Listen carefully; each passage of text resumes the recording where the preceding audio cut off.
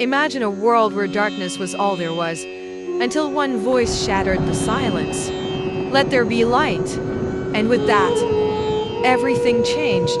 But this was only the beginning. What followed was a story of creation, temptation, and a choice that would alter the fate of humanity forever. This is the story of how it all began, and how one decision changed everything. In the beginning, there was nothing but darkness and void. Then, with a single command, God said, "Let there be light," and light burst forth, separating day from night. This was the first day of creation. On the second day, God created the sky, dividing the waters above from the waters below. On the third day, He gathered the waters to form seas and let dry land appear. He filled the land with vegetation, trees, plants, and flowers, each bearing seeds to sustain life. On the fourth day, God placed the sun, moon, and stars in the sky to govern time and seasons. The fifth day saw the creation of sea creatures and birds, filling the oceans and skies with life. On the sixth day, God created land animals, every creature, from the smallest insect to the mightiest beast. Finally, God decided to create humanity in His own image. He formed Adam from the dust of the ground and breathed life into him, making him a living soul. Seeing that Adam was alone, God created Eve from Adam's rib, making her his companion and equal. God blessed Adam and Eve, saying, "Be fruitful and multiply, fill the earth and subdue it." He gave them dominion over all living creatures and placed them in the Garden of Eden, a paradise filled with every kind of tree and plant, including the tree of life and the tree of the knowledge of good and evil. Adam and Eve lived in perfect harmony with God and nature, their hearts pure and their spirits untainted by sin. The Garden of Eden was a place of unparalleled beauty. Crystal clear rivers flowed through it, nourishing the land and sustaining every living thing. The air was filled with the sweet fragrance of flowers, and the trees bore fruit in abundance. Adam and Eve walked with God in the cool of the day, their relationship with Him intimate and unbroken.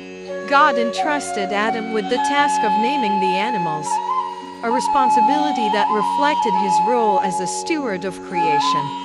Eve, his helper and partner, worked alongside him, tending to the garden and enjoying its bounty. They lacked nothing, for God had provided everything they needed. However, God gave them one command: "You are free to eat from any tree in the garden, but you must not eat from the tree of the knowledge of good and evil, for when you eat from it, you will surely die." This command was not meant to restrict them, but to test their obedience and trust in God's wisdom. Adam and Eve accepted this command without question, for they had no reason to doubt God's love and provision. One day, as Eve wandered near the tree of the knowledge of good and evil, she encountered a serpent. Unlike the other creatures, this serpent was cunning and deceitful. It approached Eve and asked, "Did God really say, 'You must not eat from any tree in the garden'?" Eve replied, "We may eat fruit from the trees in the garden, but God did say, 'You must not eat fruit from the tree in the middle of the garden, and you must not touch it, or you will die.'" The serpent, however, contradicted God's words, saying, "You will not certainly die, for God knows that when you eat from it, your eyes will be opened, and you will be like God, knowing good and evil." This lie planted a seed of doubt in Eve's mind. She began to question God's intentions, wondering if He was withholding something good from her. Eve looked at the fruit and saw that it was pleasing to the eye and desirable for gaining wisdom. She reached out, plucked the fruit, and took a bite. Then, she offered it to Adam, who was with her. Without hesitation, Adam also ate the fruit. In that moment, their innocence was shattered, and they became aware of their nakedness. They felt shame for the first time and sought to cover themselves with fig leaves. As the sun began to set, God walked through the garden, calling out to Adam and Eve, but they hid among the trees, afraid to face him. God called again. "Where are you?" Adam replied, "I heard you in the garden, and I was afraid because I was naked, so I hid." God asked, "Who told you that you were naked? Have you eaten from the tree that I commanded you not to eat from?" Adam, instead of taking responsibility, blamed Eve, saying, "The woman you put here with me, she gave me some fruit from the tree, and I ate it." Eve, in turn, blamed the serpent, saying, "The serpent deceived me, and I ate." Their disobedience had not only broken their relationship with God, but also introduced blame and division into their own relationship. God's heart was grieved, for he had created humanity to live in fellowship with him. Now, sin had entered the world, and its consequences would affect all of creation. God pronounced judgment on the serpent, saying, "Because you have done this, you are cursed above all livestock and all wild animals. You will crawl on your belly and eat dust all the days of your life." To Eve he said, "I will make your pains in childbearing very severe. With painful labor, you will give birth to children. Your desire will be for your husband, and he will rule over you." To Adam, God said, "Because you listened to your wife and ate from the tree about which I commanded you, you must not eat from it. The ground is cursed because of you. Through painful toil, you will eat food from it all the days of your life. It will produce thorns and thistles for you, and you will eat the plants of the field.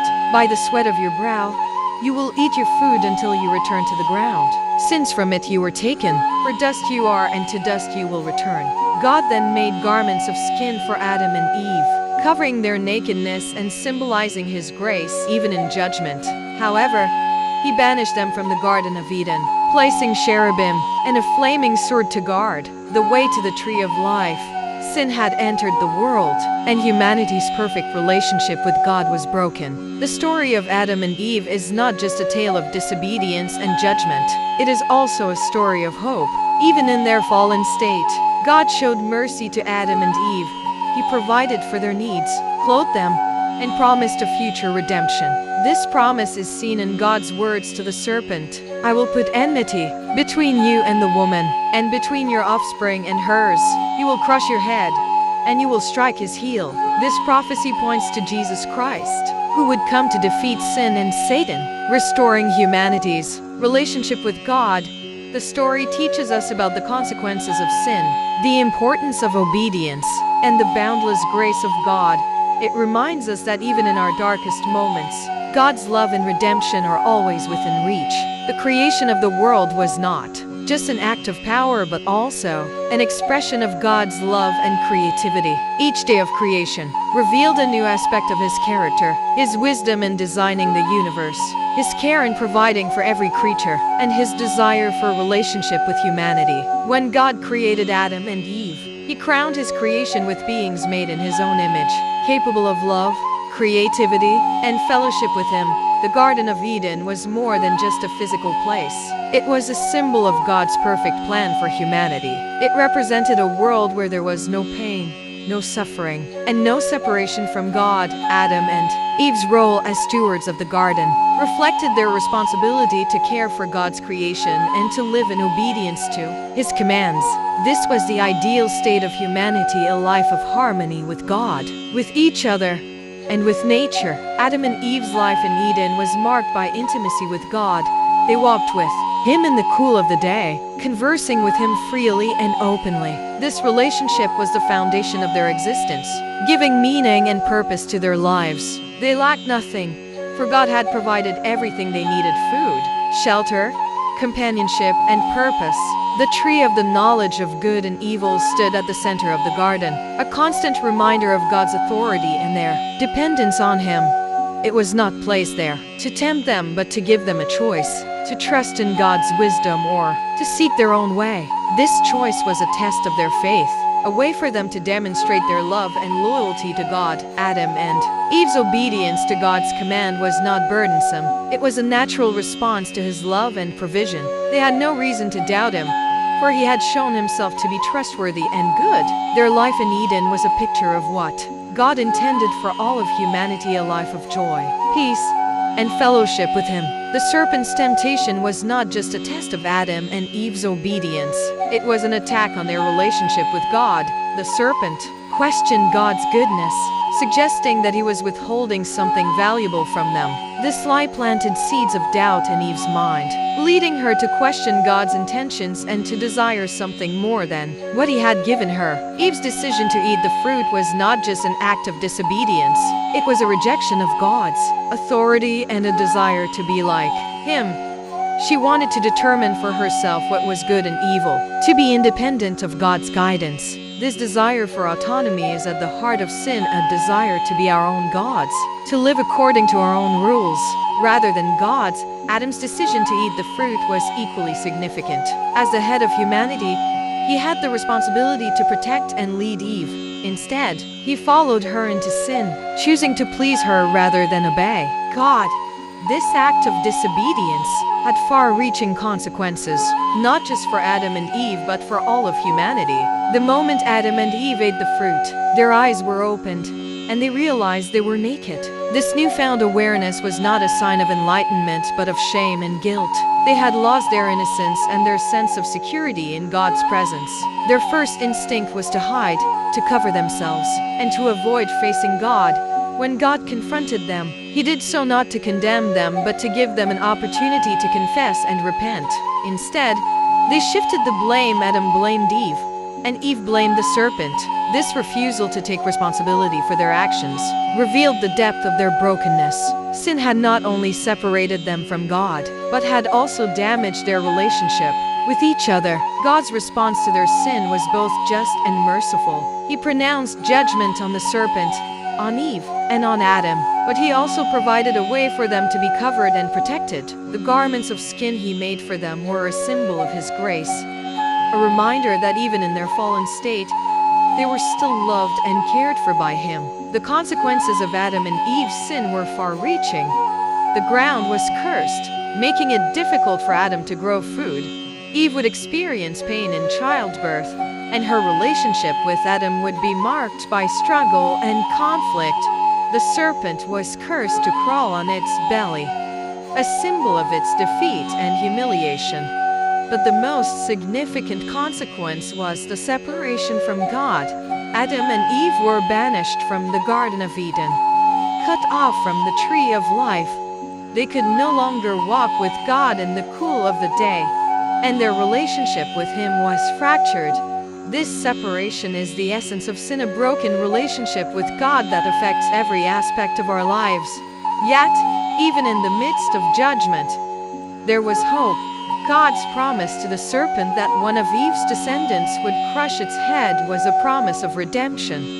It pointed forward to Jesus Christ, who would come to defeat sin and Satan and to restore humanity's relationship with God. The story of Adam and Eve teaches us several important lessons.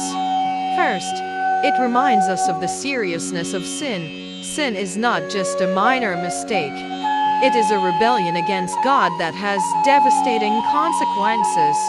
It separates us from him, damages our relationships with others, and brings pain and suffering into the world. Second, it shows us the importance of obedience. Adam and Eve's disobedience led to their fall, but their story also reminds us that obedience to God's commands is the path to life and blessing. When we trust in God's wisdom and follow his guidance, we experience the fullness of life he intends for us. Finally, it points us to the hope of redemption. Despite their sin, God did not abandon Adam and Eve. He provided for their needs, clothed them, and promised a future Savior. This promise is fulfilled in Jesus Christ, who came to restore our relationship with God and to bring us back into his presence. The story of Adam and Eve is not just a historical account. It is a reflection of our own lives. Like them, we have sinned and fallen short of God's glory. But like them, we are also offered the hope of redemption through faith in Jesus Christ. This is the ultimate message of the story, a message of grace, forgiveness, and new beginnings.